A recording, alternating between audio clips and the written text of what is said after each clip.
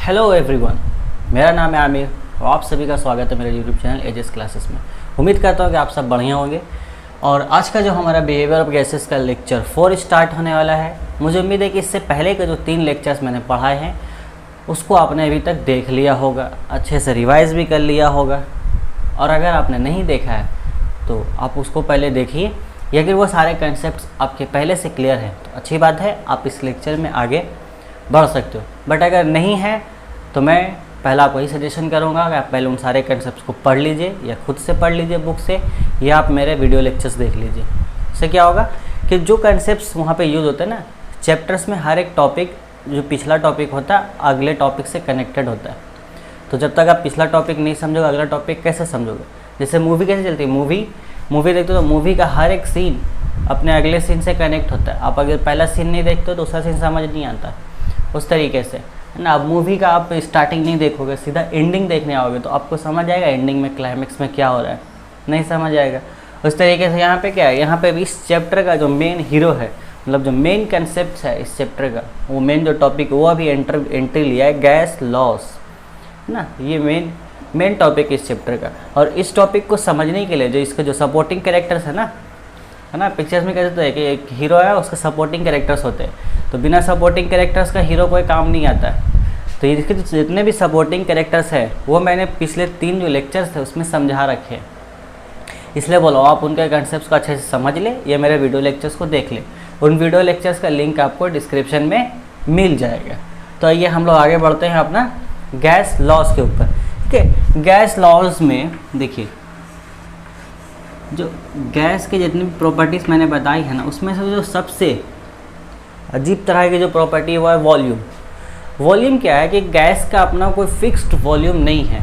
ठीक है, तो क्या बताया था मैंने कि गैस के जो 2 मॉलिक्यूल्स हैं उनके बीच का इंटरमॉलिक्यूलर जो स्पेस है काफ़ी ज़्यादा है। मतलब जो 2 मॉलिक्यूल्स हैं गैस के वो काफ़ी दूर दूर रहते हैं।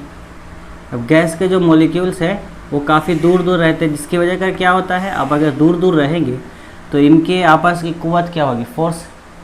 और वैसी बात है 2 मॉलिक्यूल्स है उनका जो इंटरमॉलिक्यूलर फोर्स है वो कम होगा, तो स्पेस बहुत ज़्यादा है, तो ये दोनों आपस में फोर्स कहने का मतलब क्या, फोर्स क्या होता है, पुश या फिर पुल करना किसी चीज़ को। तो ये दोनों एक दूसरे को किस हिसाब से पुश करेंगे या किस हिसाब से पुल करेंगे। मतलब ये मॉलिक्यूल उस मॉलिक्यूल को अपने तरफ कितना ज़्यादा पुल करने का टेंडेंसी रखता है, कितना ज़्यादा वो चाहता है कि ये मेरे साथ रहे, है ना। अब आपके इतने सारे दोस्त होंगे, आपके बहुत सारे दोस्त होंगे, तो उन दोस्तों में से आपको किस दोस्त को अपने ज़्यादा करीब रखना है ये तो आप बेहतर जानते हो, आप पे डिपेंड है। तो आप जिस दोस्त को ज़्यादा टाइम देते हो, जिनके साथ ज़्यादा टाइम बिताते हो, जिससे ज़्यादा बात करते हो, वो आपसे ज़्यादा क्लोज रहता है। और उसके बनस्बत जिसको आप कम टाइम देते हो, जिनकी बातों पर आप गौर नहीं करते हो, वो आपसे दूर रहते हैं। वही है ना आपकी टेंडेंसी, आप चाहते क्या हो कि कौन सा करीब रहे। तो वही है यहाँ पे फोर्स बोलने का मतलब कि ये क्या ये मॉलिक्यूल्स इस मॉलिक्यूल को अपने पास रखना चाहता है, तो नहीं भाई, बहुत टेंडेंसी कम है। इन लोगों में आपस में दुश्मनी बहुत ज़्यादा है, ये दोनों आपस में नहीं रहना चाहते। तो क्या हुआ, इनकी दूरियाँ बढ़ गई, दूरियाँ बढ़ने की वजह कर क्या हो गया, आपस की जो फोर्स थी कम हो गई, है ना। ये होता है आपका। इसी वजह कर गैस है, गैस के मॉलिक्यूल्स में इंटरमॉलिक्यूलर जो फोर्स होती है काफ़ी ज़्यादा होती है। और इस वजह कर क्या होता है कि सारे मॉलिक्यूल्स दूर दूर है ना। कुछ मॉलिक्यूल्स आपके यहाँ पर है, इतने सारे मॉलिक्यूल्स हैं आपके, इस तरीके से मॉलिक्यूल्स है गैस के। हमारे चारों तरफ जितनी भी गैसेस फैली हुई ना, एयर तो सारा गैस से बना है, एयर में सारा कॉम्पोजिशन गैस का है, बहुत सारी गैसेस मिली हुई, बट हमें वो गैस दिखती है नहीं दिखती। गैस को हम नेकेड आई से नहीं देख सकते, अपनी नंगी आंखों से हम गैसों को नहीं देख सकते, उनको देखने के लिए स्पेशल टाइप के माइक्रोस्कोप्स की ज़रूरत पड़ती है। इनफैक्ट बहुत से मॉलिक्यूल्स को देखने के लिए तो इलेक्ट्रॉन माइक्रोस्कोप की जरूरत पड़ती है, जो कि बहुत ही हाईली होता है, बहुत हाई लेवल का माइक्रोस्कोप। अब इस तरीके से गैस के मॉलिक्यूल्स है ना। जस्ट फॉर एग्जांपल एक क्लास में आपके 10 स्टूडेंट हैं और 10 स्टूडेंट क्या है क्लास के अलग अलग कोने में बैठे हुए। अब आपने क्या किया, उन 10 स्टूडेंट को ला करके एक जगह बैठा दिया।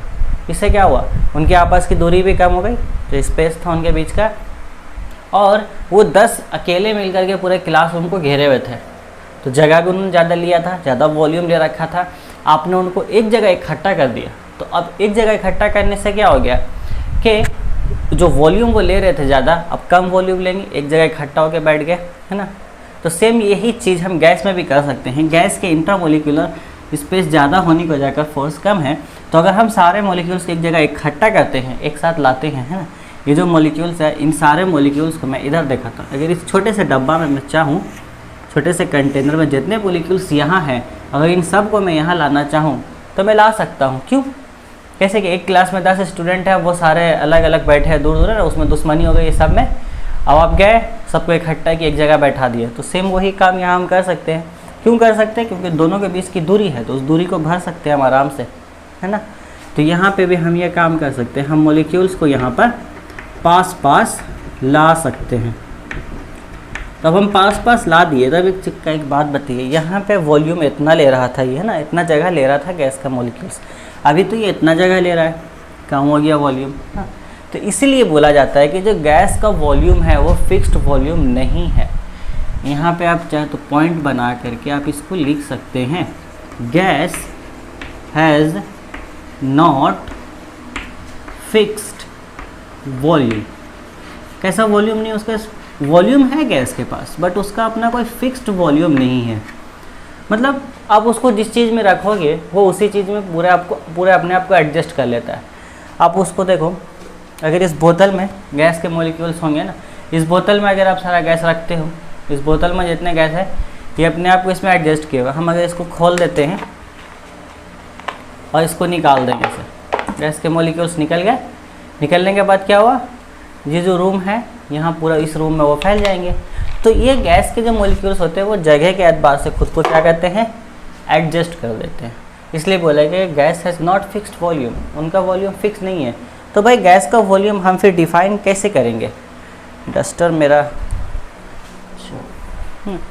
तो गैस का वॉल्यूम यहाँ ये क्या था, कंटेनर था ना, यानी कि जो बर्तन में गैस होता है वो उसी का वॉल्यूम ले लेता है। तो सिंपल मतलब बोलते हैं वॉल्यूम ऑफ गैस, यानी कि गैस का वॉल्यूम क्या होगा, volume of gas is equal to volume of container. जिस भी बर्तन में वो रखा रहेगा वही उसका वॉल्यूम है। तो हमें किसी गैस का वॉल्यूम मालूम करना है, देख लीजिए कि वो किस शेप के बर्तन में है, उस कंटेनर का, उस बॉक्स का वॉल्यूम निकाल लीजिए। जो उस कंटेनर का वॉल्यूम होता है वही हमारा उस बर्तन में रखे हुए गैस का वॉल्यूम होगा। ठीक है, ये हो गया बात। अब वॉल्यूम इतनी विचित्र चीज़ है ना, बहुत विचित्र सी चीज़ है, ये फिक्स्ड है नहीं, हर जगह पे ये बहुत तरीके से वेरी करती है। तो जितने भी साइंटिस्ट गुजरे हैं उन्होंने गैस के खास वॉल्यूम पे ही फोकस किया है, इस प्रॉपर्टी पर।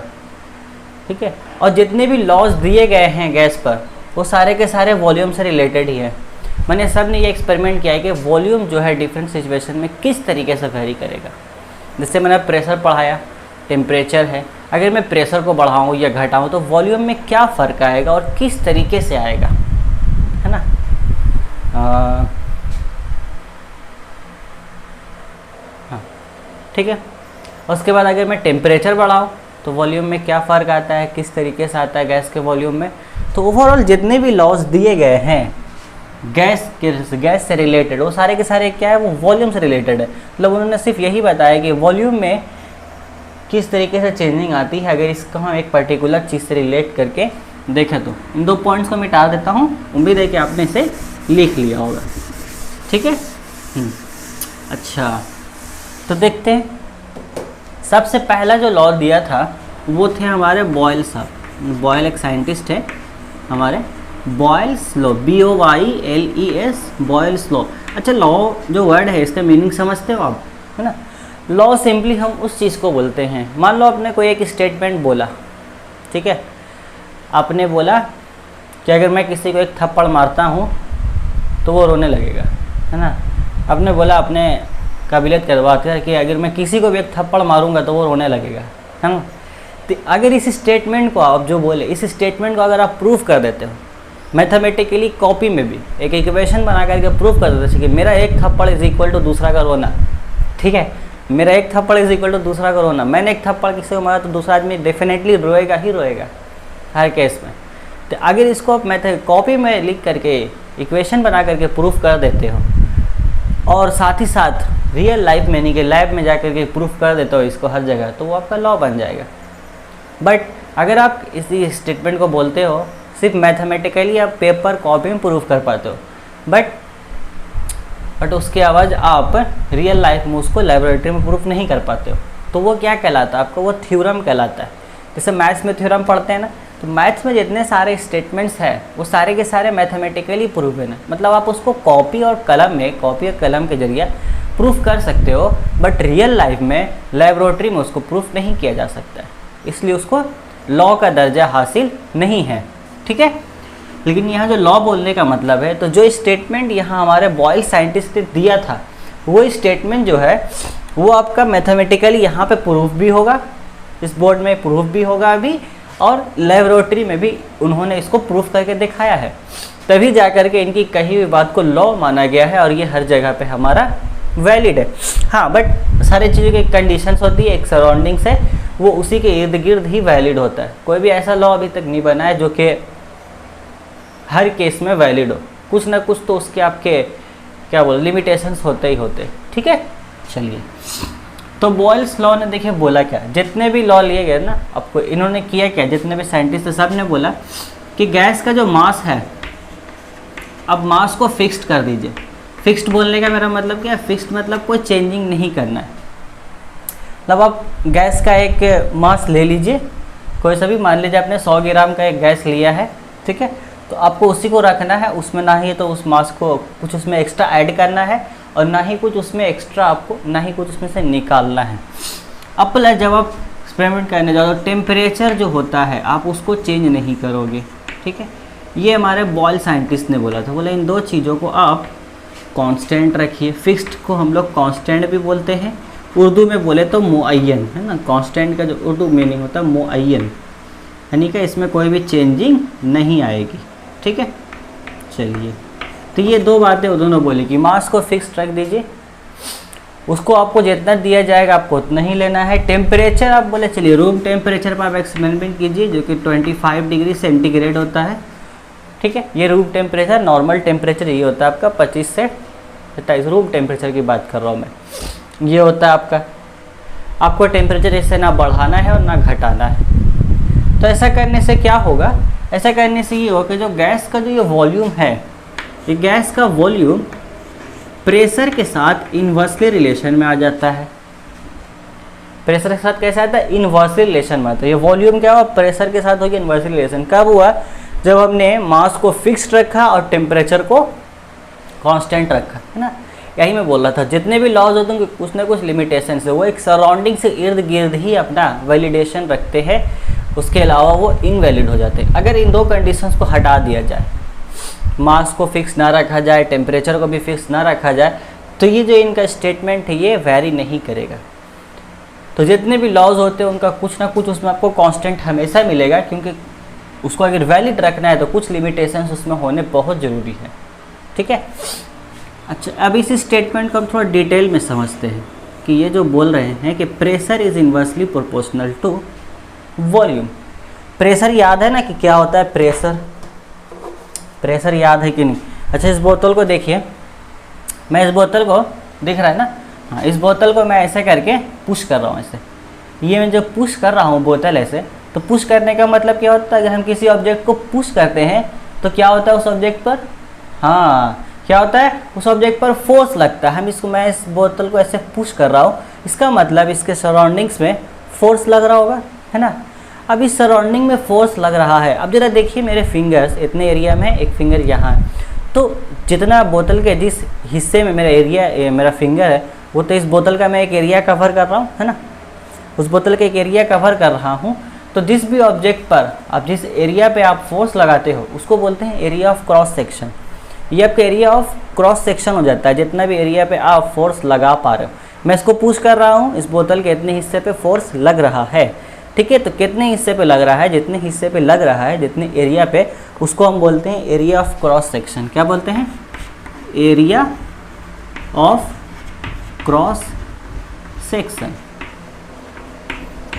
Area of cross section. तो ये हमने पूछ किया तो उसको फोर्स भी लगा और ये हमारा एरिया भी पता चला, अच्छा इतने एरिया पे ही फोर्स लग रहा है। तो जरा प्रेशर की बताइए, प्रेशर कैसे कैलकुलेट करते हैं? फोर्स अपॉन एरिया, है ना।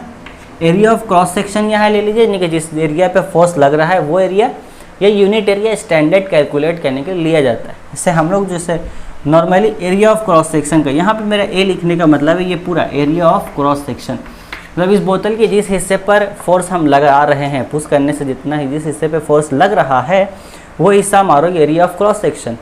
तो ये हमारा कुछ फोर्स लगा, अब उस फोर्स को हम लेंगे एरिया ऑफ क्रॉस सेक्शन, तो हमारा क्या मिलेगा? प्रेशर मिलेगा। क्या मिलेगा? प्रेशर मिलेगा। तो प्रेशर जब ये यहाँ पे हम इस तरीके से, अब क्या हम बोलेंगे? प्रेशर क्रिएट हो रहा है ना, फोर्स इस एरिया पर प्रेशर क्रिएट हो रहा है, तो ये प्रेशर एक्चुअली लग किस पर रहा है? ये इस बोतल के अंदर तो गैस है ना, हमें दिख नहीं रही, इस बोतल के अंदर गैस है, तो मैं इसको पुश कर, देखो उसको पुश कर रहा हूँ, ये पूरा चपटा नहीं हो रहा है। क्यों नहीं हो रहा? आखिर प्रेशर तो मैं लगा रहा हूँ, तो इसको तो चपटा हो जाना चाहिए पूरा, है ना। अब एक चीज़ देखा था, अच्छा ढक्कन खोलते हैं ना, ढक्कन खोल दिया मैंने। अब देखिए ये अभी तो पूरा चपटा हो गया, ऐसा कैसे हुआ? इस केस में पूरा चपटा हो गया है ना, ढक्कन मैंने को पूरा चपटा गया, ऐसा कैसे? अच्छा ढक्कन लगाते हैं फिर देखते हैं। जादू नहीं हो रही यहाँ पे, कोई मैजिक नहीं है, मैं कोई मैजिक शो नहीं दिखा रहा हूँ। ये देखिए ये पूरा चपटा नहीं हो रहा, तो ऐसा क्या हो रहा है? मैं प्रेशर इस केस में भी लगा रहा था, उस केस में भी प्रेशर लगाया, तो गैस के जो अंदर के मॉलिक्यूल्स है वो इस बोतल के जो वाल है वो भी तो प्रेशर लगा रहे होंगे ना। बताया था ना मैंने कि जो गैस जिस कंटेनर में रखी होती है उसके मॉलिक्यूल्स वाल पर, है ना, ये छोटा सा कंटेनर बोतल है, इसके जो सराउंडिंग्स में जो ये दीवार है अंदर की तरफ जो मॉलिक्यूल्स है वो तो इस तरह से टन टनाटन कर रहे होंगे ना दीवार को एकदम, हाँ टन टनाटन टन टन तारा है, वही टन टन कर रहे हैं ना। तो ये गैस के मॉलिक्यूल्स तो मार रहे हो इस तरीके से, तो उससे क्या हो रहा है? इस बोतल के वाल पर प्रेशर क्रिएट हो रहा है, और एक प्रेशर मैं बाहर से भी लगा रहा हूँ, तो इधर बाहर से भी एक प्रेशर लग रहा है और अंदर से वो जो मॉलिक्यूल्स वो वाल पे जो प्रेशर लगा रहे हैं वो मेरे फिंगर पे लग रहा है। इससे क्या हो रहा है कि मेरा प्रेशर और उसका प्रेशर आपस में कैंसिल हो जा रहा है। अगर मेरा प्रेशर हम ज़्यादा अप्लाई कर देंगे तभी जा करके चिपटा होगा। तो इस तरीके से गैस के मॉलिक्यूल्स जो वो प्रेशर क्रिएट करते हैं जिस भी कंटेनर में वो रखे हुए हैं उस कंटेनर के वाल पर। अब ये जो गैस के मॉलिक्यूल्स जो प्रेशर क्रिएट कर रहे हैं जो इसके अंदर है, ठीक है ना, महसूस हो रहा है ना। आप भी बोतल ले करके देखो, अभी बोतल लो, अपने आसपास एक बोतल से करके देखो, अभी आपको आप ऐसे इसको प्रेस आपको महसूस होगा कि बोतल के अंदर से कोई प्रेशर या प्रेशर आपके फिंगर पे एक्ट कर रहा है, आपको महसूस होगा। तो ये जो प्रेशर है जो गैस के मॉलिक्यूल क्रिएट कर रहे हैं, ये प्रेशर वॉल्यूम के साथ इन्वर्सली रिलेटेड है। अगर प्रेशर को कम कर दिया जाए तो वॉल्यूम ज़्यादा होगा, अब प्रेशर को बढ़ा दिया जाए तो वॉल्यूम कम होगा। इन्वर्सली रिलेशन का मतलब मीनिंग यही होता है ना। अगर आपने वेरिएशन का मेरा लेक्चर अभी तक नहीं देखा है तो जाके देखिए, उसका भी लिंक आपको डिस्क्रिप्शन में मिल जाएगा, या आप इसको बुक से पढ़ के अपना कंसेप्ट क्लियर कर लीजिए। बस कंसेप्ट आपका क्लियर होना चाहिए, आप कहीं से भी पढ़ें, जरूरी नहीं कि मेरे ही लेक्चर्स देखें, बस आपका कंसेप्ट क्लियर होना चाहिए, ठीक है। तो ये क्या हुआ? प्रेशर अभी देखिए अभी नॉर्मल है, मैं प्रेशर बढ़ा रहा हूँ, प्रेशर बढ़ा रहा हूँ, क्या हुआ? इतना तो एरिया मैंने कम कर दिया बोतल का ना, बोतल का देखिए कुछ हिस्सा तो मैंने घटा दिया, देखो चपटा हो गया ना। तो अब जो वॉल्यूम था, अब जो वॉल्यूम है गैस के मॉलिक्यूल का वो तो इसी हिस्से में, तो वॉल्यूम का एरिया वॉल्यूम कम हो गया ना। अब तो वो कम स्पेस ले पा रहा है, मैं इसको थोड़ा और चिपटा करता हूँ तो ये और कम स्पेस ले पा रहा है, देखिए और कम स्पेस मिल रहा है गैस के मॉलिक्यूल्स के अंदर। तो मैं प्रेशर बढ़ा रहा हूँ तो क्या हो रहा है? वॉल्यूम कम हो रहा है गैस के मॉलिक्यूल्स का। इसको छोड़ देते हैं, देखिए वापस से नॉर्मल होगी, अब उसको ज़्यादा जगह मिल रहा होगा, है ना, यही चीज़ है। अच्छा इसको थोड़ा सा एक फिगर पे बोर्ड पे भी फिगर बना के देखते हैं। लीजिए ये एक कंटेनर है हमारा इस तरीके का, और इस पर मैंने एक यहाँ पे ये एक तरीके का क्या बोलते हैं स्लाइड फिक्स किया। ये जो स्लाइड है हमारा इसको हम इजीली अप एंड डाउन कर सकते हैं, ऊपर मूव करा सकते हैं। अच्छा यहाँ पे एक छोटा सा इसको हम हैंडल लगा देते हैं, इसको पकड़ के हम इसको ऊपर नीचे मूव करा सकते हैं। और इस एरिया में हमारे गैस के मॉलिक्यूल्स रखे हुए, चलिए ठीक है। अब इस पर मैंने एक छोटा सा वेट लगाया ऊपर, और इस वेट के ऊपर भी मैंने एक हैंडल लगा दिया। क्यों? कि मैं इसको ऊपर से पुश करूँगा। ये वेट है हमारा आपका, चलिए इसको मैं एक देता हूँ, 10 kg बहुत ज़्यादा हो जाएगा, 1 kg है ना, 1 kg का वेट है। हम इसको ऊपर से पुश करेंगे, इसको हम ऊपर से पुश करेंगे तो क्या होगा? फोर्स लगेगा इस एरिया पे, फिर वो फोर्स किस पर एक्ट करेगा, इस एरिया पे प्रेशर क्रिएट होगा। अब प्रेशर क्रिएट होते ही नीचे की तरफ दबेगा आपका, ठीक है। और नीचे की तरफ दबेगा तो गैस के मॉलिक्यूल्स क्या होंगे, ऑब्वियसली बात है गैस के मॉलिक्यूल्स भी अब क्या होंगे, वो दब जाएंगे। अब जितना एरिया वहाँ ले रहा था ये, अब गैस के मॉलिक्यूल्स क्या हो गए, इतनी जगह में आ गए सिर्फ। देखिए गैस के मॉलिक्यूल्स क्या हुआ, इतनी सी जगह पे आ गए, है ना। तो क्या हुआ, मैंने प्रेशर बढ़ाया ऊपर से, वॉल्यूम पहले इतना था, इस वॉल्यूम को हम नाम दे देते हैं, इस वॉल्यूम को हम नाम देते हैं V1, है ना, V1। और ये जो हमें जो सेकंड वॉल्यूम मिला इसको हम नाम देते हैं V2। और ऊपर जो हम प्रेशर लगाए थे वो हमारा P1। और अभी तो प्रेशर बढ़ चुका है ना, इनिशियली P1 था, प्रेशर लगाने के बाद जो प्रेशर हमारा है वो हो गया P2। अब देखिए वॉल्यूम कम हुआ कि नहीं, पहले इतना जगह ले रहा था अब इतना लिया, तो प्रेशर को तो मैंने बढ़ाया, वॉल्यूम क्या हो गया, कम हो गया। इनवर्स रिलेशन है, वो बढ़ेगा तो ये घटेगा। समझ आ रहा है, इमेजिन कर पा रहे हो इस चीज़ को, बोतल लेके अभी करके देखो, अभी समझ में आ जाएगा कि किस तरीके से प्रेशर बढ़ाने से नहीं समझ आता, ऐसे भी करके देखो आप। इसको आप ये वाला एक्सपेरिमेंट आप कर सकते हो ईजिली।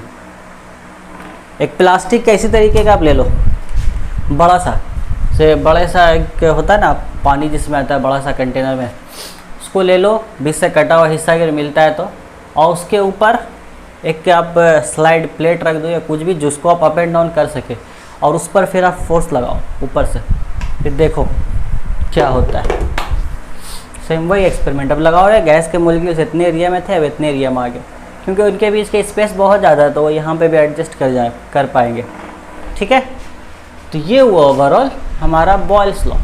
बॉयल्स लॉ क्या बोलता है कि at a fixed mass and constant temperature the volume of A gas varies inversely with the pressure of its, ठीक है। अपना गैस का जो प्रेशर, उसी से मैंने अभी क्या बोला, जो गैस के मॉलिक्यूल्स जो इस अंदर में जो प्रेशर क्रिएट कर रहे थे वही प्रेशर एक्ट कर रहा था ना मेरे फिंगर पर, इस तरह बोतल के वॉल पर, और वो मुझे महसूस हो रहा है अपने फिंगर पर। आप भी करके देखिए, अभी महसूस होगा, ठीक है। तो वो जो प्रेशर क्रिएट होता है ना, मैं बाहर से प्रेशर लगा रहा हूँ, लेकिन जो गैस के अपना जो मॉलिक्यूल्स है वो जो प्रेशर है, ये जो गैस के मॉलिक्यूल है, ये जो प्रेशर क्रिएट कर रहे हैं कंटेनर के वॉल पर, यही जो प्रेशर है गैस के मॉलिक्यूल का, यही प्रेशर गैस के मॉलिक्यूल का खुद का प्रेशर अपना गैस के वॉल्यूम के साथ इन्वर्सली रिलेशन में है, इन्वर्सली प्रोपोर्शनल है।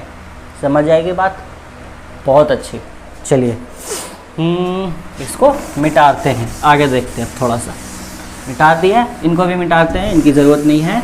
अब हम इस मैथमेटिकल इक्वेशन में थोड़ा सा आगे बढ़ते हैं, है ना, थोड़ा सा आगे बढ़ते हैं। क्या बढ़ेंगे, इन्वर्स रिलेशन। याद कीजिए इन्वर्स रिलेशन में क्या होता है, हम लोग ये साइन हटा करके एक कांस्टेंट देते हैं, कांस्टेंट देंगे, उस कांस्टेंट को क्या बोलते हैं, के क्या होता है हमारा, के इज़ प्रोपोर्शनलिटी कांस्टेंट। मैथ में इसको वेरिएशन कांस्टेंट बोला जाता है और फिजिक्स में इसको प्रोपोर्शनलिटी कांस्टेंट बोला जाता है। दोनों सेम चीज़, बस नाम अलग अलग है ना। प्रोपोर्शनलिटी कांस्टेंट है, बिल्कुल वही है, सेम बात है। जैसे देखो बहुत सी सब्जी वगैरह, अब देखोगे हमारे हिंदी लैंग्वेज में उसको कुछ और बोला जाता है, इंग्लिश में कुछ और बोला जाता है, बंगाली लैंग्वेज देखो तो कुछ और बोला जाता है। सब्जी एक ही है बट उसके डिफरेंट लैंग्वेज में डिफरेंट नाम है। उस तरीके से ये चीज़ वही है, के वही हमारा प्रोपोज को वही बताता है कि अगर ये दो वेरिएबल को हम बार बार मल्टीप्लाई करते हैं तो सेम नंबर आएगा। वो सेम नंबर कौन आएगा, उसको हम लोग डिनोट करते हैं के से। ये वही चीज़ है, बस यहाँ पे प्रोपोर्शनलिटी कांस्टेंट उसको बोला गया, नाम चेंज कर दिया गया, जगह बदला, उसका नाम बदल गया। यहाँ से के निकालते हैं, K is equal to V P, ठीक है। अच्छा, आगे बढ़ने से एक बात बताता हूँ। एक्सप्रेशन मैंने ये ऐसे लिखा, अब बहुत से बुक में देखोगे कि एक्सप्रेशन ऐसे लिखा होता है, pressure inversely proportional to volume, है ना, ऐसे भी लिखा होता है बहुत से बुक्स में।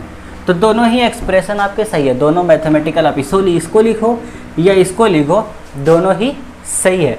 मैं इसलिए ऐसे लिख रहा हूँ क्योंकि जो मेन यहाँ पे डिपेंडेंसी ऑफ वॉल्यूम का वो किस पर है, प्रेशर पर है। हम प्रेशर को चेंज करेंगे तो वॉल्यूम भी हमारा चेंज होगा, इसलिए मैंने इसको इधर लिखा है, ईजी होता है बताने में। खासकर इस तरीके से लिखा भी जाता है, जो हमारा इंडिपेंडेंट वेरिएबल होता है वो इस साइड होता है, जो डिपेंडेंट वेरिएबल होता है वो इस साइड होता है। यहाँ पे वॉल्यूम डिपेंड कर रहा है इस पर डिपेंड कर रहा है प्रेशर के ऊपर। ये मैं बढ़ाऊंगा तो ये घट जाएगा, ये मैं घटाऊंगा तो ये बढ़ जाएगा, है ना। किस तरीके से? इस तरीके से घटते और बढ़ते हैं कि दोनों वेरिएबल को मल्टीप्लाई करके हमेशा सेम नंबर आता है। ये वही तो है, Vp इज इक्वल टू के। वी और पी को हम मल्टीप्लाई करेंगे तो क्या होगा, हमेशा सेम नंबर आएगा। उस सेम नंबर को हम किससे डिनोट किए, के एक वेरिएबल ले लिए। अब नंबर थोड़ी ना पता है मुझे, इसलिए मैंने एक वेरिएबल ले लिया। ये जो भी नंबर आएगा सेम आएगा, उसको मैंने के से ये किया। अच्छा, ये फिगर मैंने मिटा दिया। फिगर में लिए थे ना, इनिशियल प्रेशर कितना था हमारा P1।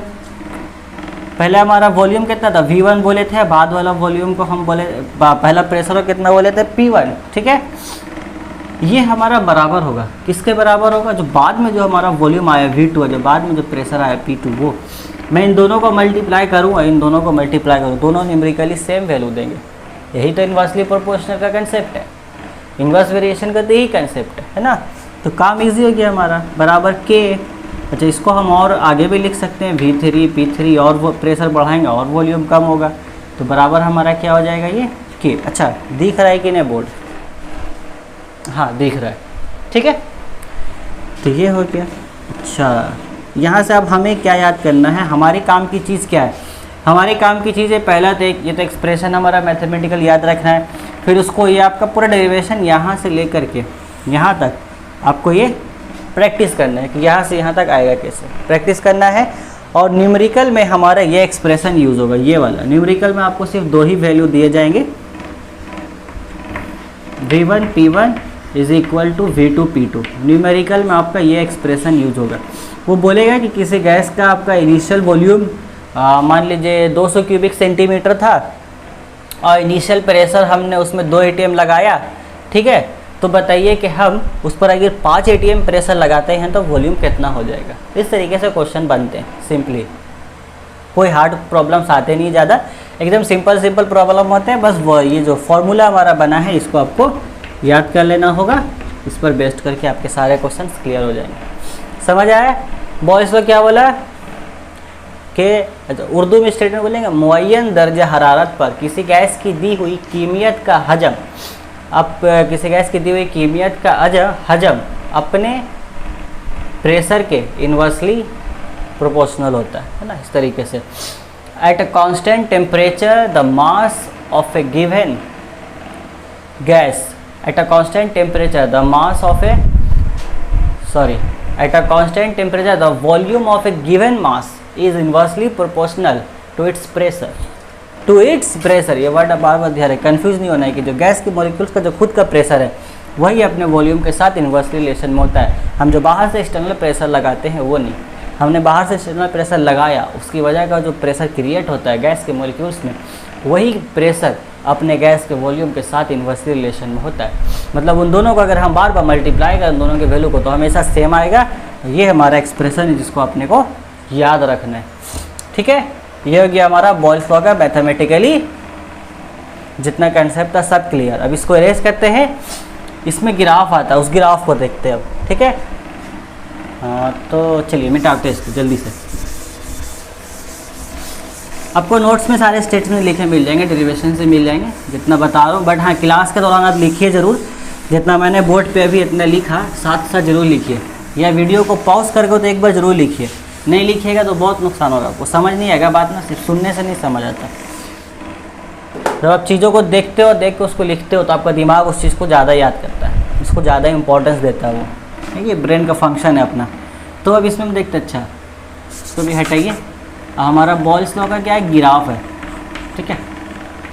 गिराफ है, हम लोग दो गिराफ देखेंगे। एक गिराफ देखेंगे हम P वर्सेस 1/v का, और P दूसरा गिराफ हम देखेंगे आपका P वर्सेस v का। एक में हम 1/v को पूरा x एक्सिस में डालेंगे। अब देखिए इस तरीके से गिराफ रहेगा हमारा। ये वाला हमारा y एक्सिस होता है, ये हमारा x एक्सिस को छोटा सा लिख देते हैं इसको y एक्सिस पर हमने प्रेशर को लिया और x एक्सिस में हमने 1/v को ले लिया। तो 1/v को हमने पूरा x एक्सिस में ले लिया। अब यहाँ देखिए ये जो एक्सप्रेशन हमारा था ना, p is inversely proportional to v।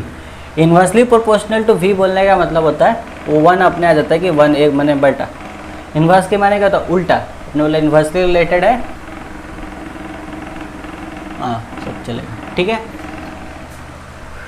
तो अब इसमें क्या हुआ कि इसको मैंने एक इकट्ठा पूरा ले लिया, मतलब इसको मैंने एक नंबर मान लिया, मैंने ये एक वेरिएबल है 1/v को, और ये पूरा हमारा एक्स एक्सिस में आया। तो अब बताइए कि ये दोनों तो आपस में डायरेक्टली रिलेशन दिख रहा है ना कि p directly varies to 1/v, p directly varies to 1/v। वैसे मैं बोलता हूँ p directly varies to 1/v, मतलब 1/v एक क्वांटिटी है। अब बोलूँगा p inversely proportional to v, inversely बोलने का मतलब ही हो गया कि v जो हमारा है 1/, में है।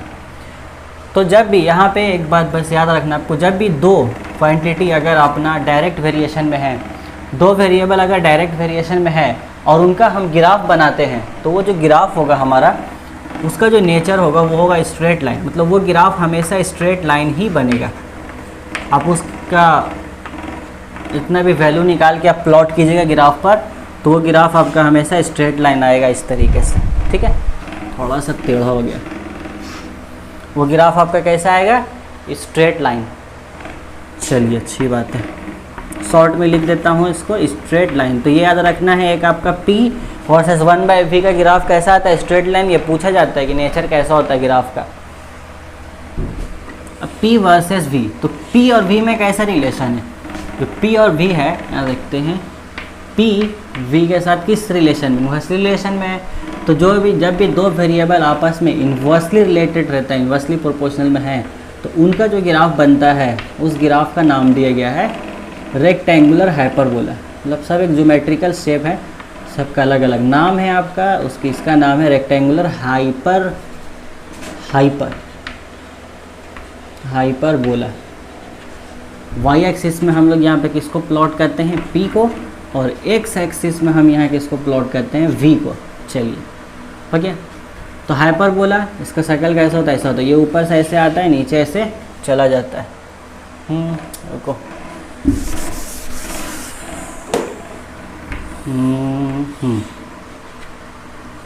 ऊपर से ऐसे आएगा, नीचे ऐसे चला जाएगा। द p इधर भी, इसी को बोलते हैं रेक्टेंगल। ये जो शेप होता है इस तरीके से रेक्टेंगुलर हाइपरबोला। एग्जाम में आपका पूछता है कि किस तरीके का नेचर होता है p वर्सेस v ग्राफ का, एमसीक्यू में देगा, आपको बस टिक करना रेक्टेंगुलर हाइपरबोला। अगर बनाने बोलता है तो इस लिख के बना दीजिए, सिंपल है, एक नंबर मिल जाएगा आपको, कहानी ख़त्म। इसके अलावा पूछता है कि ग्राफ का स्लोप क्या है ना। मुझे उम्मीद है कि आपका स्लोप का कंसेप्ट क्लियर होगा। क्लास 9 में ग्राफ में स्लोप पढ़ाया जाता है कि स्लोप होता क्या है, नहीं है तो आप सिंपल ये समझ लीजिए, स्लोप का मीनिंग होता है tan थीटा। किसी भी ग्राफ में अगर आपको स्लोप निकालना है तो उस ग्राफ से tan थीटा का वैल्यू निकालिए। ट्रिग्नोमेट्री जब पढ़ाएंगे तो समझ आएगा tan थीटा क्या होता है। तो slope is equal to tan theta. Slope बराबर क्या होगा आपका, tan थीटा।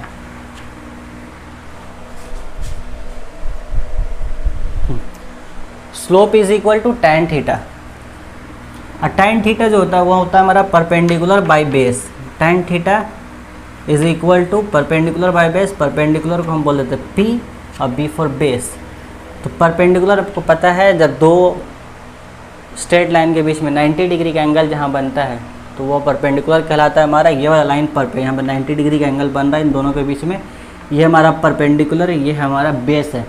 तो यहाँ tan थीटा निकालते हैं, इस ग्राफ में देखते हैं क्या स्लोप आता है। tan theta is equal to perpendicular by base, p by B होता है। तो यहाँ पे जब परपेंडिकुलर में कौन है, प्रेशर, वो भी p से ही डिनोट किया गया है, ठीक है। बेस में क्या 1/v, इस v को नेक्स्ट स्टेप में ऊपर की तरफ भेजेंगे, क्या आ जाएगा, pv। क्या आ गया, pv। अब जो याद कीजिए कि वो जो pv था वो हमारा pv k के बराबर था कि नहीं था, है ना। हाँ, pv हमारा k के बराबर है। तो tan थीटा हमारे यहाँ से कितना आ गया, k आ गया। मतलब इस ग्राफ का जो स्लोप है, slope of graph p versus 1/v, slope is equal to tan theta और tan theta is equal to k। तो इस ग्राफ का आपका स्लोप कितना आया, k। तो याद रखेंगे कि जो ग्राफ होता है p वर्सेस 1/v का, इसका स्लोप कितना आता है आपका, इसका स्लोप आता है k या फिर pv, k या फिर pv, ठीक है। ये दोनों याद रखेंगे, pv या k, आपको दोनों में कोई भी एक दिया जा सकता है ऑप्शन में। चलिए इतना हो गया। अच्छा, सेम वो वाला करके दिखाइए तो उस ग्राफ का, जो 2 नंबर जो ग्राफ है, इसका ज़रा स्लोप निकाल के बताइए तो कितना आता है ना। मैं इसको मिटाता हूँ, आप जल्दी से उसको कीजिए, एकदम जल्दी जल्दी जल्दी। अपने भी हाथ पैर थोड़ा चलाइए, दिमाग चलाइए। चलिए ना। चलिए उसका क्या आएगा, स्लोप निकालते हैं। Slope is equal to tan theta, theta को टान देना है, tan theta. Tan theta is equal to perpendicular by base. Perpendicular कौन है यहाँ पर, परपेंडिकुलर सेक्शन में कौन है हमारा, वाई एक्सिस में प्रेशर है। प्रेशर भी पी से डिनोट किया गया, ये मत समझना कि मैंने पी को पी, यहाँ पे दोनों को सिंपल सेम है तो कंफ्यूज मत होना। और नीचे बेस पे कौन है, वॉल्यूम, पी वाई वी। तो यहाँ पे क्या आ गया हमारा, tan theta is equal to P by V, है ना। तो इस ग्राफ का स्लोप क्या हो जाएगा, पी बाई वी। नेचर कैसा है इसका, पी वर्सेस वी ग्राफ का, रेक्टेंगुलर हाइपरबोला। स्लोप कितना है, पी बाई वी, और उसका कितना था, पी वी। वहाँ पे पी वी बराबर के था, इसलिए उस ग्राफ का स्लोप को हम के को ज़्यादा प्रेफरेंस देते हैं। ठीक है, तो हो गया ख़त्म। बॉल्स में इतना ही था। बॉल्स क्या वाला, मुअय्यन दर्ज हरारत पर किसी गैस की दी हुई केमियत का हजम अपने गैस के दबाव के इन्वर्सली प्रोपोर्शनल होता है ना। At a constant temperature the volume of a given mass is inversely proportional to its pressure. बस ख़त्म, ख़त्म, यही है Boyle's law. P inversely proportional to A, V inversely proportional to P. अब जैसे लिखो दोनों सही है, कोई प्रॉब्लम नहीं है इसमें। ख़त्म बॉयल्स लॉ, बॉयल्स लॉ ख़त्म। बॉयल्स लॉ का हमने ग्राफ देख लिया, बॉयल्स लॉ में ग्राफ यही है। अब हम क्या देखेंगे, अच्छा चलिए एक दो न्यूमेरिकल बना लेते हैं ना, इसके बाद 400 पे बढ़ देगी। 400 पे एक अच्छा थोड़ा सा देखेंगे उनकी स्टोरी क्या थी। चलिए रुकिए, इसको मिटाते हैं।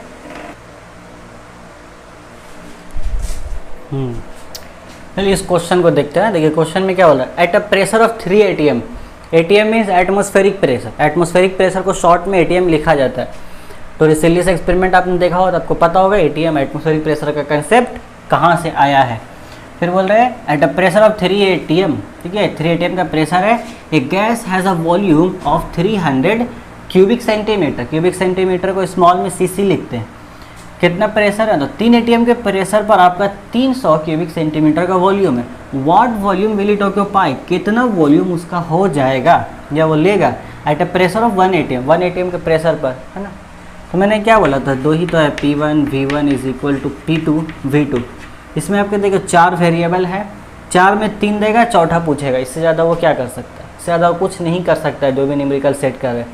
इसके अलावा ज़्यादा हो तो जो कांस्टेंट होता है, वेरिएशन कांस्टेंट जिसका K है, उसकी वैल्यू पूछ सकते हैं। और कोई वेरिएशन वॉइस लॉ पे किया नहीं जा सकता, ठीक है। बट यहाँ पे एक लाइन देखिए, temperature remains constant, temperature remains constant. अच्छा यहाँ कहीं पे भी ये बोला है कि मास कांस्टेंट, जरा क्वेश्चन में गौर से देखिए, बताइए कहीं पे भी, क्योंकि बॉयल्स लॉ का क्या क्राइटेरिया है, बॉयल्स लॉ में 2 चीज़ होना चाहिए। नहीं, टेम्परेचर कांस्टेंट उन्होंने बोला, अच्छा टेम्परेचर कांस्टेंट है मतलब बॉयल्स लॉ यहाँ पे एप्लीकेबल होगा। क्या मास यहाँ पे कहीं पे कांस्टेंट उन्होंने बोला है, जरा देखिए तो, देखिए जरा बताइए, देखिए कहीं। अच्छा सवाल फिर से पढ़ते हैं। At a pressure of 3 ATM, 3 ATM के प्रेशर पर a gas has a volume of 300 cubic centimetre. एक गैस का जो वॉल्यूम है 300 क्यूबिक सेंटीमीटर है। What volume will it occupy, will it, यहाँ पे जो ये इट वर्ड आया है, ये इट किसके लिए आया है, वही जो पहले जो गैस की बात कह रही थी कि जो गैस है उसका जो वॉल्यूम है 300 क्यूबिक सेंटीमीटर, वही गैस कितना वॉल्यूम ऑक्यूपाई करेगा 1 ATM प्रेशर पर। इसका मतलब जो गैस का जो मास था उसको चेंज नहीं किया गया है, यहाँ से ये इंडिकेशन मिला, ठीक है। क्वेश्चन पढ़ते वक्त ध्यान देना है, ये सारे तो लैंग्वेज में खत्म है। कैलकुलेशन है क्या यहाँ पे, मैथमेटिकल कैलकुलेशन बहुत ईजी है। मेन लैंग्वेज समझ में आएगा आपको कि यहाँ पे बॉयल्स लॉ अप्लाई हुआ है, चार्ल्स लॉ, ठीक है। टेम्परेचर रिमेन कांस्टेंट बोल दिया, इसका मतलब टेम्परेचर कांस्टेंट है, वहाँ पे बॉयल्स लॉ डेफिनेटली अप्लाई होगा, बॉयल्स लॉ अप्लाई वहाँ पर होगा। ये अगर ये सेंटेंस हटा देना हम कि टेम्परेचर रिमेन्स कांस्टेंट, इसको हटा दे तो फिर आप नहीं सर, तो फिर आप जरा गौर करके बताओ, समझ पाओगे यहाँ पर आपको किस तरीके से सॉल्व करना है। और उस केस पर अगर टेम्परेचर रिमेन्स कांस्टेंट ना बोले और आपने अगर ये इक्वेशन लगा के सॉल्व कर दिया, हाँ, घोर पाप होगा, घोर पाप, बहुत बड़ी सज़ा मिलेगी इसको आपको। इस ऐसा नहीं करने का कभी भी, हाँ, जब तक ये ना मिले लिखा हुआ कि temperature remains constant, Boyle's law apply नहीं करना है एकदम। देखिए क्या दिया हमारा यहाँ पर, निकालिए। सबसे पहला क्या है, P1 कितना है, देखिए तो P1 is equal to 3 ATM, unit के साथ लिखेंगे 3 ATM। V1 is equal to 300 cubic centimetre CC। P2 is equal to P2 1 ATM, P2 V2 तो मालूम करना है ना। तो छोटा सा एक लाइन यहाँ पे हम लिखेंगे, अकॉर्डिंग टू बॉयल्स लॉ के मुताबिक हमारे पास है वो जो लाइन हमने ऊपर लिखा ना, वही P1 V1 is equal to P2 V2। तो ऐसे ही बनाना है एग्जाम में। आप यहाँ पे इसको हटाइए, सबसे पहले क्या लिखेंगे, गिवन। क्या क्या गिवन है हमारे पास, ये सारी चीज़ें गिवन है, लिख लिया। अकॉर्डिंग टू बॉयल्स लॉ हमारे पास ये इक्वेशन है। अब सबको पुट करेंगे, पुट कीजिए। P1 कितना है 3, V1 कितना है 300, P2 कितना है 1 इंटू V2 मालूम करना है। V2 को इधर आइए, V2 1 इंटू V2 हो जाएगा। V2 बराबर 3 इंटू 3 9, बगल में 2 का 0, 900 क्या V2 क्या वॉल्यूम है, तो कितना है 900। इसको हम फिर सेंटेंस में लिखेंगे, therefore the gas will occupy. आप पूरा सेंटेंस लिखेंगे, गैस विल ऑक्यूपाई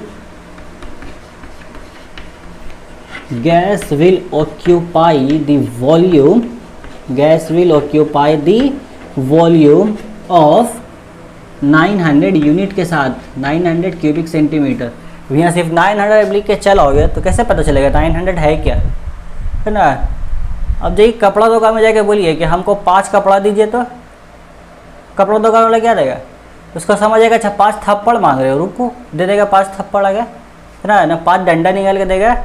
हाँ उसको बोलिएगा ना कि 5 मीटर कपड़ा चाहिए, तब दे देगा। यूनिट बोलना जरूरी है, बिना यूनिट का कैसे होगा। तो यहाँ पे भी लिखेंगे 900 क्यूबिक सेंटीमीटर है, घुसेगी नहीं, भेजा मैं बात। हाँ चलिए, तो ये एकदम सिंपल है।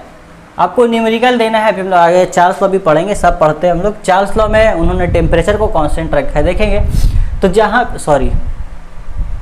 उन्होंने प्रेशर को कांस्टेंट रखा है, इन्होंने टेम्परेचर। जहाँ पे जिस न्यूमेरिकल में आपको दिखता है कि टेम्परेचर कांस्टेंट है, आपको वहाँ बॉयल्स लॉ अप्लाई कर देना है, करना है। नहीं बोलेगा नहीं करना, नहीं करो। अगर उसको नहीं बोलने पर आपने अप्लाई किया, घोर पाप लगेगा। मिटा रहे इसको, जल्दी से नोट कीजिए और 2-3 न्यूमेरिकल देख लेते हैं ना, नहीं तो आप लोग गाली दोगे मुझे, बोलेंगे सर इतनी देर में एक ही बताया। हाँ जल्दी कीजिए।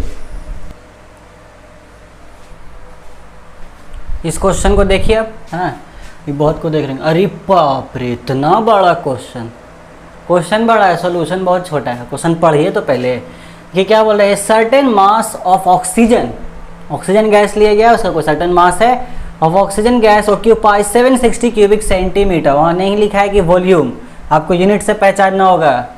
क्यूबिक सेंटीमीटर ये आपका इसका वॉल्यूम का यूनिट है। अच्छा यूनिट के सारे कन्वर्जन मैंने नहीं बताया ना, ठीक है। आई वीडियो के स्क्रीन पर आपको ऊपर चार्ट दिखेगा, उसको नोट कर लीजिएगा।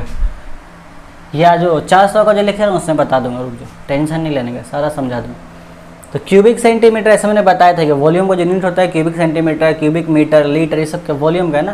तो क्यूबिक सेंटीमीटर मतलब हो गया वॉल्यूम, तो वॉल्यूम दिया है एट अ सर्टेन प्रेशर। देखिए क्या क्या इन्होंने, सर्टेन प्रेशर, मैंने कोई सर्टेन प्रेशर है, कितना प्रेशर है नहीं बताया, कितना नहीं बताया है, but when the pressure was changed, pressure को क्या किया गया, चेंज किया गया।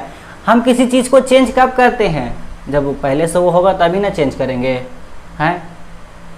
कोई चीज़ पहले से हमारे मौजूद होती है तभी ना उसमें कोई चेंज कर सकते हैं, नहीं वो तो कैसे करेंगे। When the pressure was change to 3 atm, प्रेशर को 3 atm में चेंज कर दिया गया। इसका मतलब पहले से कोई ना कोई प्रेशर तो होगा। हाँ समझ आ गया, सवाल समझ आ गया है ना। हाँ यही तो सवाल समझ में आया। अब वही पूछेगा कि बताइए पहले कितना प्रेशर था, खत्म सवाल। P1 V1 equal to P2 V2, खत्म। V1 दिया है, P2 V2 दिया है, P1 निकाल लेना, खत्म हो गया सर। अच्छा लेकिन हाँ उसको लगाने से पहले ये तो देखना पड़ेगा कि टेम्परेचर और मास कांस्टेंट है कि नहीं, तभी तो, नहीं तो कैसे होगा, नहीं तो बहुत गलत हो जाएगा, घोर पाप हो जाएगा, तो बहुत घोर दंड मिलेगा, तो कोड़े पड़ेंगे कोड़े। देखिए इतना बड़ा बोला है, if the temperature was kept constant during the complete reaction. पर रिएक्शन के दौरान टेम्परेचर कांस्टेंट, कोई छेड़छाड़ नहीं की, टेम्परेचर को बोला आप शांति से बैठिए। वीआईपी आदमी हुआ है ना, अभी बॉयज लोग के केस में वीआईपी आदमी है। वीआईपी आदमी क्या करते हैं, ज़्यादा उसको छेड़छाड़ नहीं करते, ज़्यादा उंगली नहीं करना वीआईपी आदमी को, है ना। उसको कोना में लेकर सीट दे दिए, हाँ बैठिए, हवा अच्छा से एसी लगा दिया, पानी बोतल सब है, अब बैठिए। वैसे टेम्परेचर का ट्रीटमेंट वैसी है, एक जगह बैठे हो आराम से बैठिए, आपको कुछ नहीं करना, आपको बस शांति से बैठे रहिए आप। वो कांस्टेंट है। तो पहले आपका प्रेशर पूछ रहा है, अब मास भी कांस्टेंट है। कैसे? सेंटेंस फिर पढ़ लीजिए, देखिए certain mass of oxygen gas occupies इतना volume at a certain pressure when the pressure was changed to 3 atm it occupies it वापस ईट आता है वापस उसी के लाए। तो वही ये मास भी कांस्टेंट है, टेम्परेचर भी कांस्टेंट है। तो हम लोग यहाँ पे लगा सकते हैं, क्या लगा सकते हैं, जरा सा सॉल्यूशन लिख करके हम यहाँ पे लिखेंगे गिवन। क्या गिवन है अपने को? गिवन हमारा क्या है? V1 is equal to 760 cubic centimetre, P1 is equal to question mark, वही तो पता करना है। V2 देखो 1520 क्यूबिक सेंटीमीटर। अच्छा 760 को डबल करो तो, रुक जाओ ये भी कहिए, ये भी हम लोग आते हैं, 1 मिनट। P2 कितना दिया हुआ आपको? P2 3 atm, तो बोल रहा भैया 3 atm कितना हुआ? इनिशियल कितना होगा? इनिशियल कितना होगा? चलिए ऐसा हम लोग कैलकुलेट कर लेते हैं अकॉर्डिंग। अच्छा वो लाइन आप लिख लोगे अकॉर्डिंग टू बॉयल्स लॉ, उसके बाद ये लाइन लिखेंगे। हाँ तो P1, अच्छा P1 यहाँ से निकाल लेते हैं। P1 इज इक्वल टू कितना हो जाएगा? P2 V2, V1 को नीचे भेज दो, है ना, ये आदमी नीचे चला गया। इसके बाद क्या है? P2 कितना है अपने पास? कितना पीटा हमने? 3 पीटा है। और V2 1520, ये 760 हो गया। 1 0 से 1 0 मर गया, मरा कि नहीं मरा? ये देखिए तो 76 को 2 से मल्टीप्लाई कीजिए, है ना, 76 152 को 2 बार मारेगा। देखिए जरा देखिए यहाँ पे 76 2 2 6 12 का 2, एक हाथ में बचेगा, 2 से 14 और 1 15, है ना। तो 76 ने 152 को कितने बार मारा? 2 बार मारा, 2 बार मारा, 152 का कहानी खत्म। अब 3 और 2 आपस में दोस्ती करेंगे, 3 2 मिलके क्या बनेगा? 6 बनेगा, है ना। 3 2 बार आपस में मल्टीप्लाई होगा, 6 बन गया। 6 क्या आएगा? प्रेशर। देयरफॉर फाइनल प्रेशर हम लिख सकते हैं, या वहाँ से सेंटेंस उठा के लिखेंगे जो वो बोल रहे हैं। फाइनल प्रेशर जब भी आंसर लिखेंगे तो यूनिट के साथ, नहीं तो फिर वही बात है, कपड़ा तो कम जाएगा, बोलोगे 5 दीजिए तो 5 थप्पड़ मिलेगा। Final pressure is equal to 6 atm। हाँ यहाँ पे ATM में दिए हुआ प्रेशर, तो हम भी आंसर ATM में ही लाएंगे। अगर कोई और यूनिट में देता है प्रेशर को तो हम भी उसी में लेंगे। ऐसे आपको जितने नहीं मिलेंगे सारे के सारे ATM में ही मिलेंगे ना। वो पैसा निकल ATM नहीं है, ये एटमॉस्फेरिक प्रेशर होगा। ऐसा नहीं कि समझे सर पैसा नहीं मिल रहा अभी तक, इतना ATM आ गया, समझे। तो मैथमेटिकल कैलकुलेशन देखा। चलिए इसको थोड़ा सा वर्बली सॉल्व कीजिए तो अभी थोड़ा मज़ा आएगा ना। इतना जो एक्सप्रेशन पढ़े वो काम किस दिन आएगा? रुको इसको मिटाते हैं, नोट कर लिए ना? हाँ बहुत अच्छी, बहुत अच्छा, अच्छा दोनों है ना यहाँ पे। चलो ठीक है, ये जो एक्सप्रेशन है हमारा, ये जो प्रेशर है इन्वर्सली रिलेटेड है। हाँ ठीक है छोड़, प्रेशर इन्वर्सली रिलेटेड है वॉल्यूम की एक्सप्रेशन है ना। इसके मतलब की होती है, इसका मतलब सिंपल होता है सर, इतना बार तो बोले ना, है ना। आप लोग बोलिए वॉल्यूम कम हो तो प्रेशर बढ़ जाएगा ना, वॉल्यूम बढ़ेगा तो प्रेशर कम हो जाएगा, है ना। यहाँ देखिए तो पहला केस में वॉल्यूम कितना था? 760 क्यूबिक सेंटीमीटर। तो 760 और 1520, 760 से 1520 हो गया। ये घटा है ना बढ़ा है? बढ़ा है। हाँ सर 760 से तो 1520 हो गया, वॉल्यूम तो बढ़ गया। हाँ तो बॉयल स्लो, यहाँ पे बॉयल स्लो लग रहा है, हमारा वॉल्यूम बढ़ गया है। तो वॉल्यूम बढ़ने से क्या होता है? प्रेशर घटेगा। प्रेशर क्या होगा? घटेगा, ठीक है।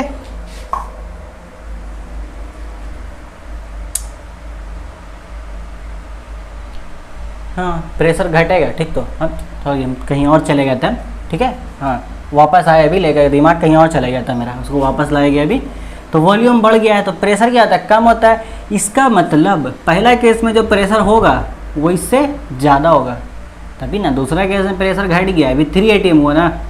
3 atm प्रेशर पर ये वॉल्यूम है, और ये वॉल्यूम देखिए यहाँ पे कम है वॉल्यूम। तो वॉल्यूम कब होगा? जब प्रेशर ज़्यादा होगा। तो डेफिनेटली ये बात है कि ये जो प्रेशर दिया हुआ है, जो पहले इनिशियल प्रेशर होगा, इनिशियल प्रेशर इससे ज़्यादा होगा। देखिए आंसर कितना आया? 6 atm का, है ना। और एक बात और देखिए सर, एक बात और देखिए, डबल आ गया सर। हाँ दे 3 atm था, 6 आ गया। 3 दूना 6 होता है। सवाल था इसी ख़त्म, पेन चलाने की ज़रूरत नहीं है, पेन ख़त्म हो गया ना। ये देखिए ये भी डबल हुआ। 760 को देखिए 2 से मल्टीप्लाई कीजिए, 1520 आएगा। जल्दी से करके देखिए, किए आया ना? हाँ हो गया डबल। तो प्रेशर 2 गुना घट गया तो वॉल्यूम 2 गुना बढ़ गया। यही तो कमाल है मैथमेटिकल इक्वेशन का। वही चीज़ तो है कि P1 V1 is equal to P2 V2, इसीलिए तो नाम है भैया, इसीलिए तो बात है। 760 था ना, अभी देखिए ये देखिए बराबर आता है, देखिए 760 पहला वो। अच्छा प्रेशर कितना है 6 इंटू 760 बराबर P2 कितना है 3, वॉल्यूम हमारा कितना है 1520। ज़रा दोनों को मल्टीप्लाई कीजिए, दोनों का आपस में मारा मारी करेंगे, देखिए दोनों बराबर आ जाएगा। 6 को शून्य से मल्टीप्लाई कीजिएगा, शून्य आएगा। 6 छके 36 का 6, 3 हाथ में 6 सते 42, 42 से 3 45। आप लोग भी करो, मुझे क्यों देख रहे हो, सिर्फ देखो नहीं करो भी। 3 0, 3 दूना 6, 3 5 15 का 5, 1 बच गया, पैर में रख लो, हाथ में बहुत रख दो। 3 एकम 3 और 1 4। हल्ली ये तो ता होती है थल, ये तो बलाबल आ दिया। 45 तो था, इधर तो 45 तो था, 45 से 60 इधर तो 45। यही तो इनवर्स रिलेशन। अब जो भी बार बार और भी अगर आप लेते हो और अगर प्रेशर को कम करते हो, वॉल्यूम और बढ़ेगा, है ना। चलो तो थोड़ा और करते हैं हम लोग। यहाँ पे क्या था 6 ATM था, 3 ATM हुआ ना, डबल कम कर दिया गया तो वॉल्यूम डबल बढ़ गया था, हम हाफ कर दिए। 3 ATM का हाफ कर, थोड़ा सा हम लोग बदमाशी करते हैं। चलिए इसको मिटाते हैं, नहीं इसको रहने दो, नहीं मिटा रहे हैं। चलिए हम P1 को P3 को हम 1.5 ATM ले लेते हैं ना, इसको और हाफ ही कर देते हैं। हाफ कर दिए तब ये अगर टोटली इसके हाफ हुआ है, इसके अब इसको भूल जाइए पीछे वाला को, इसमें देखिएगा ना बाउंड्री पार दी, इंडिया पाकिस्तान का बाउंड्री है, इधर उधर नहीं जाना है। यहाँ पे प्रेशर को हमने हाफ कर दिया तो ये वाला डबल हो जाना चाहिए, इससे रिलेटेड है। 15 से 20 को डबल कीजिए, V3 कितना आना चाहिए, डबल करना है, 2 से मल्टीप्लाई, 2 0 0, 2 दूना 4, 15 दूना 30, ठीक है। अब जरा इन दोनों को मल्टीप्लाई कीजिए, P3 और V3 को। वो P3 V3 मल्टीप्लाई होके इतना आना चाहिए, 4560 आना क्या चाहिए, आएगा। चलिए मल्टीप्लाई करते हैं, चलिए करके देखते हैं। P3 V3 बराबर P3 कितना है 1.5 इंटू 3040, मैंने पॉइंट को नीचे ले आइए 10, है ना। 1 0 से 1 0 मर गया। 15 से मल्टीप्लाई कीजिए, 15 चौके होता है 60। आप अपने से मल्टीप्लाई कीजिए अपने तरीके से, मैं अपने तरीके से करता हूँ। 15 चौके 60 का 0, वहाँ 6 का 0 का 0 आएगा, 15 दिया 45। हत्ती क्या हो गया सर, ये तो जादू हो रहा है, ये तो जादू हो गया, जादू जादू। हत्ती जादू, जादू हुआ नहीं कि नहीं हुआ, अरे इसको बोलते हैं मैथमेटिकल जादू। आई तो इनवर्स वेरिएशन है ना सर, बार बार बराबर आएगा, तुम उसको भी हाफ कर दो। चलो ये काम हम तुमको 1.5 का हाफ करो, कितना आएगा, 15 को हाफ करो 0.75, और फिर वो डबल हो जाएगा। उन दोनों वैल्यू को मल्टीप्लाई करो, देखो आएगा बराबर। या इससे पीछे भी जा सकते हो, पीछे कैसे जाएंगे, इनिशियली सबसे पहले हमारे पास कितना था 6 ATM, है ना। पीछे जाओ, इसको पीछे मतलब प्रेशर को बढ़ाएंगे ना, प्रेशर को कर दीजिए 12 ATM, पीछे जा करके डबल कर दीजिए और ये हाफ हो जाएगा वॉल्यूम। फिर दोनों को मल्टीप्लाई कीजिए, उसको ही मल्टीप्लाई करके यही आएगा 4560, हो गया ख़त्म। ऐसी इजी न्यूमेरिकल है, कुछ हार्ड है कुछ नहीं है। सवाल पढ़ना है, सवाल में बस ही देख लेना कि टेम्परेचर कांस्टेंट बोला है कि नहीं बोला। वो कांस्टेंट बोला है तो बॉयल्स लॉ अप्लाई होगा, ठीक है। क्योंकि आपके जितने भी क्वेश्चंस हैं यहाँ पे क्लास 10 में, उसमें आपको मास वो कांस्टेंट ही रखेगा, उसको चेंज नहीं करेगा। हो गया। बाकी जितने क्वेश्चंस हैं आपके, कुछ क्वेश्चन मैं भी दे दूंगा अभी कुछ देर में, स्क्रीन में दिख जाएगा आपको, ठीक है। हर किताब में 2-3 ही क्वेश्चन, हटाओ इसको। जितने क्वेश्चन मिलेंगे सब इसी प्रकार के मिलेंगे, सब कुछ तरीके से पकड़ कर रखेत देना था, जाने देना है, सब इजी क्वेश्चन है। और सारे क्वेश्चन में इंटरप्रिटेशन करेंगे इसी तरीके से। हाँ, वहाँ पे ना जब आंसर है तो लॉजिकली सोचेंगे भी, अच्छा वॉल्यूम बढ़ा है तो प्रेशर कम होगा, है ना। देखिए प्रेशर कम हुआ भी, पहले 6 ATM था, बाद में 3 ATM हुआ कि नहीं हुआ। बोलते नहीं हो यार आप लोग, बोला करो। अच्छा बोल रहे हो, अच्छा आवाज़ नहीं आ रही यहाँ तक, बीच में मोबाइल है, ठीक है। तो सर ठीक है, हो गया। अब आप एक क्वेश्चन देखिएगा, किसी क्वेश्चन में क्या होगा, प्रेशर घटेगा तो वॉल्यूम बढ़ेगा। अब देखिएगा उस मैथमेटिकली दिमाग लगा करके भी। तो ये हो गया बॉयल्स लॉ का सारा क्रियाक्रम खत्म, उसका पूरा कुंडली हमने देख लिया, जितनी थी सारा का सारा ठंडा गया। अच्छा थोड़ा सा इसको आप नोट कीजिए, 1-2 कंसेप्चुअल क्वेश्चन पूछते हैं, उसको भी डिस्कस कर ही लेते, क्यों छोड़े उसको। है ना। देखिए पिछले क्वेश्चन से रिजल्ट मिला ना हमें, P1 V1 P2 V2 P3 V3 सब बराबर, क्या वैल्यू आ रहा था 4560। यही 4560 को तो हम लोग के से डिनोट करते हैं ना। ये के हमें क्या बताता है कि इनको जब भी मल्टीप्लाई करेंगे सेम नंबर आएगा। वो सेम नंबर क्या आएगा, हर केस में अलग अलग होगा, मतलब हर एक्सपेरिमेंट में अलग अलग होगा। ये एक सेम एक्सपेरिमेंट का डाटा था, इसलिए हम उसको सिंपली के बता देते हैं कि वो के है भैया, हमेशा सेम आएगा। अब हमें उम्मीद है कि आपको के का मतलब समझ आ गया होगा। एक और ग्राफ आपका होता है PV वर्सेस P का, मैंने उस टाइम नहीं बताया, इस न्यूमेरिकल के बाद बताना था मुझे, अब आपको बेहतर समझ में आएगा। देखिए PV वर्सेस P का ग्राफ जो आता है वो ऐसा आता है, स्ट्रेट लाइन होता है, ठीक है। यहाँ पे स्ट्रेट लाइन होता है इस तरीके से, यहाँ से इनिशियल से स्ट्रेट लाइन ऐसा है, मतलब आप प्रेशर में चेंज करोगे तो PV में कोई चेंजिंग नहीं आएगा। अब यहाँ देखिए, यहाँ पे मान लीजिए प्रेशर यहाँ 1 था, यहाँ पे चीज़ को मार्किंग दे थोड़ा सा, प्रेशर 1 2 3 4, प्रेशर आपने चेंज किया, यहाँ पे देखिए 1 हुआ 2 हुआ 3 हुआ 4 हुआ, बट इसका वैल्यू में कोई फ़र्क नहीं पड़ रहा PV का वैल्यू में, वो आपका कांस्टेंट। क्यों, देख लीजिए PV के वैल्यू में कभी फ़र्क पड़ता है, PV हमेशा सेम आता है। आप प्रेशर को चेंज करिए, घटाइए, बढ़ाइए, डायरेक्टली रिलेशन है, दोनों डायरेक्टली रिलेशन है, तो डायरेक्टली रिलेशन का ग्राफ स्ट्रेट लाइन आता है। स्ट्रेट लाइन ऐसे भी होता है, ऐसे भी होता है, ऐसे भी स्ट्रेट लाइन होता है, ऐसे भी स्ट्रेट लाइन होता है, ऐसे भी स्ट्रेट लाइन होता है, बहुत तरीके से देखने का नज़रिया है अपना अपना। तो यहाँ पे भी स्ट्रेट लाइन आया है, बट कोई चेंजिंग नहीं होता, प्रेशर में चेंज करो PV में चेंज नहीं आया। क्यों, अभी तो हमने देखा है इसके जरिए। इस न्यूमेरिकल से कंसेप्ट क्लियर, तो ये ग्राफ भी आपको अब याद रहेगा, है ना, हाँ रहना चाहिए याद।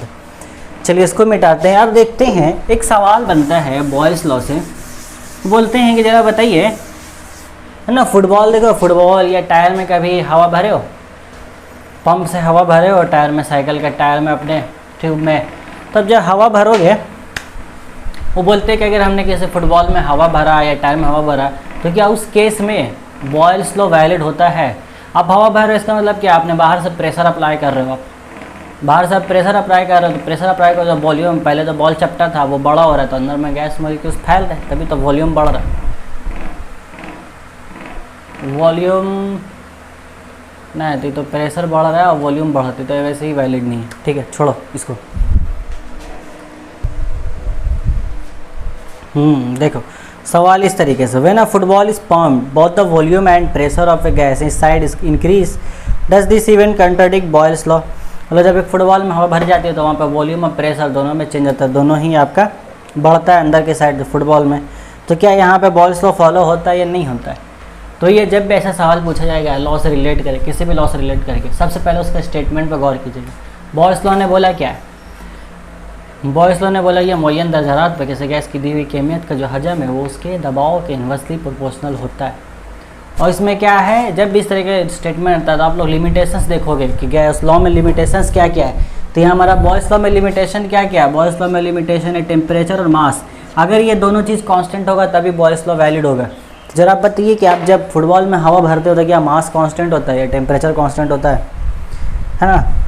जब फुटबॉल में हवा भरते हो तो मास कांस्टेंट थोड़ी है, आप वहाँ हवा भर रहे हो तो अगल बगल की जो गैस के मॉलिक्यूल्स हो तो वो भी तो उसमें जा ही रहे, ख़त्म, मास कांस्टेंट नहीं है, टेम्परेचर भी कांस्टेंट नहीं है। आप वहाँ वर्क कर रहे हो, फोर्स लगा रहे हो, कुछ ना कुछ हीट भी क्रिएट हो रहा है आपका, अपना टेम्परेचर भी। तो जब तक ये दोनों चीज़ें नहीं वैलिड होगी, जो कांस्टेंट लिमिटेशंस लगे ये वैलिड होना चाहिए, तभी वो लॉ वैलिड होगा। इसी तरीके का सेम होता है, आप इसको पूरा पढ़ लोगे, बुक में बढ़िया से दिया हुआ है।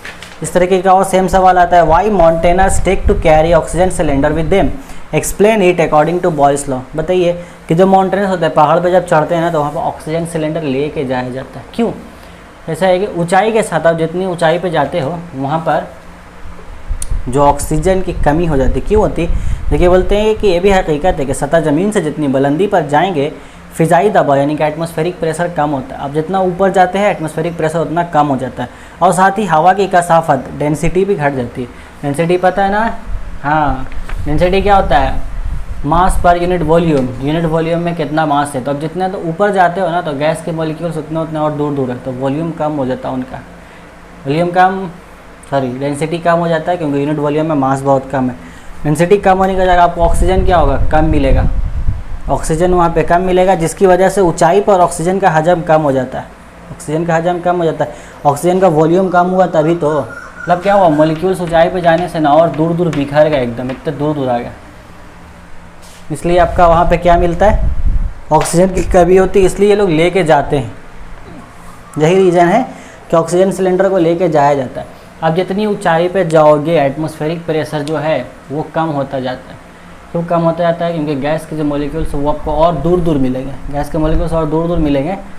तो ऑक्सीजन के गैस के मॉलिक्यूल तो सब दूर दूर है, आपको ऑक्सीजन कहाँ से मिलेगी? बस यही रीज़न है कि वहाँ ले जाया जाता है। सिंपल एक लाइन में लिख सकते हो, पूरा सेंटेंस है बुक में, आप स्क्रीन पे देख सकते हो, मैं दिखा दूंगा आपको। तो ये दो आपका कंसेप्चुअल क्वेश्चन होते हैं जो कि पूछे जाते हैं।